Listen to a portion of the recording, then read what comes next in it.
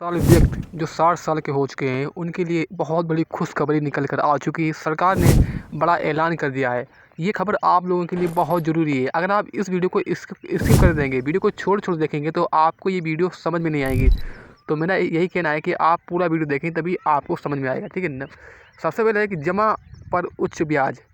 भारत में वरिष्ठ नागरिकों को बैंक और पोस्ट ऑफिस की संबंधी जमा एफडी जमा बचत खाते में सामान्य ग्राहकों की तुलना अधिक ब्याज मिलती है।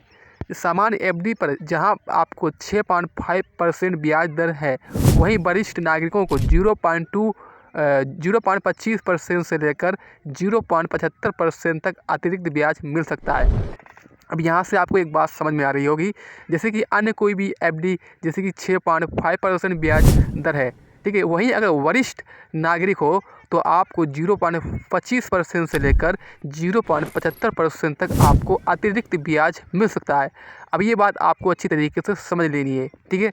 अब अतिरिक्त ब्याज जैसे कि दरें उन्हें हर महीने तिमाही में मिलने वाली हैं। ब्याज के रूप में अतिरिक्त आमदनी प्रदान करता है। कुछ सरकारी योजनाओं से जैसे कि वरिष्ठ नागरिक बचत योजना, एसएससी 8.2% या उससे भी अधिक ब्याज प्रदान करती है। भाई आप बताइए खुद, जैसे कि कोई भी अन्य व्यक्ति है तो उससे ज़्यादा से ज़्यादा ब्याज पड़ता है। नंबर 1 आपको ये फ़ायदा मिलेगा, ठीक है। अब नंबर 2 पर आपको इनकम टैक्स आयकर अधिनियम 1961 के तहत वरिष्ठ नागरिकों को विशेष लाभ दिया जाएगा। जैसे मान लीजिए आपकी 60 से 80 वर्ष के लोगों के लिए एक मुफ्त सीमा में 3 लाख रुपए, ठीक है। और इसमें आपको जिनकी 80 वर्ष से ऊपर वाले आयु को 5 लाख, सामान्य करदाता के लिए सीमा केवल 2.5 लाख। धारा 80 के तहत स्वास्थ्य बीमा प्रीमियम पर 50,000 रुपये की तक छूट दी जाएगी। यदि बीमा नहीं है तो आप चिकित्सा खर्च भी उतनी छूट मिल सकती है। धारा 80 टीटी के तहत एफडी बचत खाते में पोस्ट ऑफिस जमा से ब्याज 50,000 की छूट मिल पाएगी। आपको ये बात अच्छी तरीके से समझ में आ रही होगी। भारत सरकार की कई निजी सरकारी नागरिकों को जैसे कि वरिष्ठ नागरिक बचत योजना, ऐसी सीमा 15 लाख रुपए तक कार्यालय 5 साल से लेकर 3 साल के लिए बढ़ाया जा सकता है। राष्ट्रीय पेंशन योजना के तहत 18 से 70 वर्ष तक के नागरिकों को इसमें योगदान मिल पाएगा, ठीक है। भारतीय रिजर्व बैंक आरबीआई के अनुसार नगद जमा और निकासी, चेक डिलीवरी, डिमांड पर आपको सब सुविधा मिलेगी। LIC के वरिष्ठ नागरिक चिकित्सा बीमा योजना, इसमें आपको फ़ायदे हैं। अस्पताल में भर्ती, सर्जरी, जांच आदि कवरेज होगा आपका। फ्री में आपका पोस्ट जैसे कि इसमें सुविधा मिलेगी ठीक है। इसमें आयुष्मान भारत के तहत आपको कुछ वरिष्ठ नागरिकों को 5 लाख रुपए तक कवरेज मिलता है।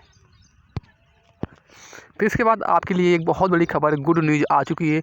भारत सरकार और राज्य सरकार सार्वजनिक परिवहन में वरिष्ठ नागरिकों को विशेष छूट प्रदान करती है। जैसे कि रेलवे में आपको पुरुषों को 40% और महिलाओं को 50% तक की छूट मिल सकती है।